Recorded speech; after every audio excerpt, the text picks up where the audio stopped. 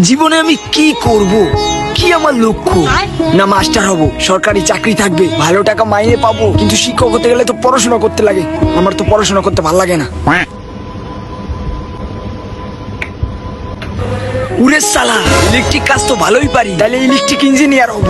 কিন্তু কারেন্টে তো বিপদের ঝুঁকি আছে। হ্যাঁ, পায়ে তো ভালোই শট আছে। ফুটবল খেলোয়াড় হব, রোনাল্ডো মেসির মতো। কিন্তু ফুটবল খেলতে গেলে তো হাত পায়ে অনেক ইনজুরি হয়। যদি আমার পা খারাপ হয়ে যায় তাহলে তো আমি আর হাঁটতে পারবো না। না না, ফুটবল খেলোয়াড় হওয়া যাবে না। তার মানে ডাক্তার হব। ডাক্তারদের সব থেকে বেশি টাকা, একটা রুগী দেখলে 500,000 টাকা ইনকাম, তারপর আরো অনেক এক্সট্রা ইনকামও আছে। কিন্তু ডাক্তার হলে তো অনেক কাটাছেঁড়া করতে হবে, আমার তো কাটাকাটিতে ভয় লাগে।